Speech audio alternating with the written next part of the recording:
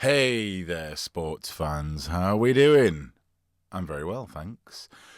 Welcome to 10 Yards Back for this, a predictions video, where I'm going to give you my predictions for how the game's going to go and ultimately the scoreline for a couple of the games at the weekend.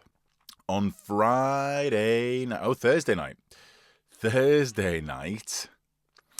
Wakefield are going to take on Hull FC at the DIY Kitchen Stadium. Change the name.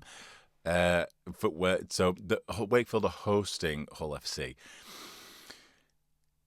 They're both going through it, I think, aren't they? If we look at the performances in general, looks like quite an even matchup. Hull FC largely only really winning on conversion percentage, which, whatever. On paper, Hull FC concede more points and score fewer points than Wakefield, so this looks a little bit cut and dry, except that they're both kind of going through it a little bit, injuries-wise, aren't they? So if we look at the teams, this is how I think the teams should play out. It doesn't mean that the coaches are going to go for that. Wakefield are largely okay. They've got their sort of chosen one to 13, with the exception of Tyson Smoothie in at hooker. Hull FC, it's anyone's guess really over at Hull FC at the minute, isn't it? Will Price gone, so they got Davy Litton at fullback. Liam Knight's just gone home. He just decided he'd had enough. He's gone home. There's a lot to come back for Hull FC. Let's put it that way. Let's look at it half full. All right. There's not a lot out. There's a lot coming back. All right. They're owed quite a lot back.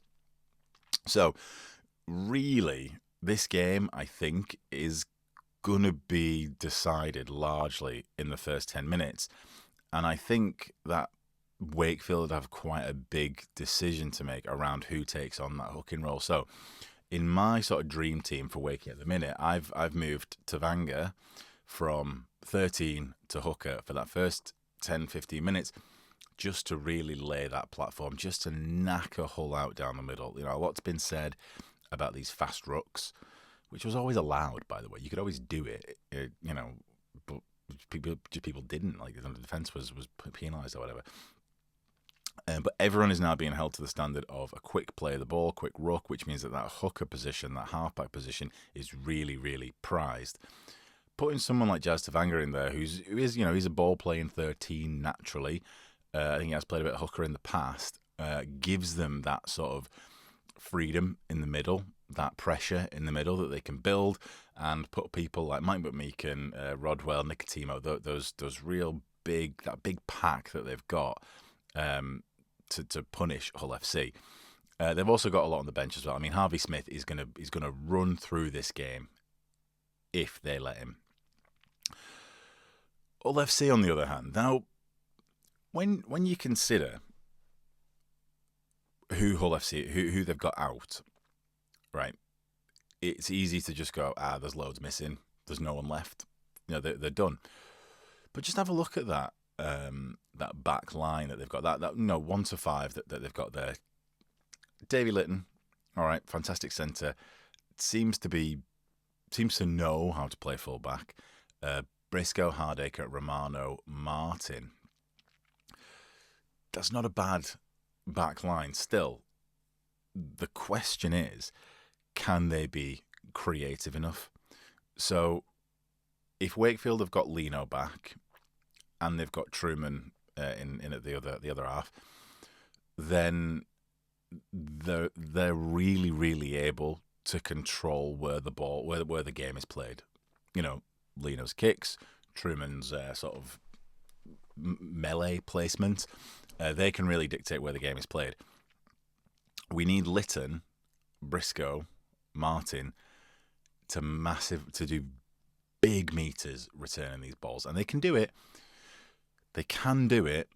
It's just whether they're going to be in the mood to do it. I mean, everyone's been writing them off, so that's going to put a rocket up their ass. But they need to be a real disciplined backline, especially for the first 20 minutes.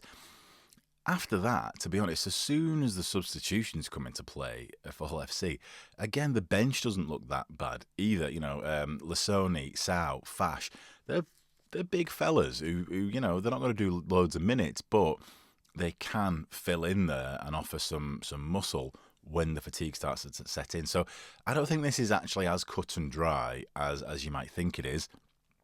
I do think it's going to come through the middle of the field quite a lot, and then probably Wakefield are going to try and kick him into the corner. Let's see how Hardacre and Litton, because I kind of feel like those two are sort of the fullback at this point, handle that. Personally, I think that Wakefield are just going to be a little bit better prepared, a little bit more cohesive, have a few more ideas than Hull FC. The way that Hull FC can win this game, sort of,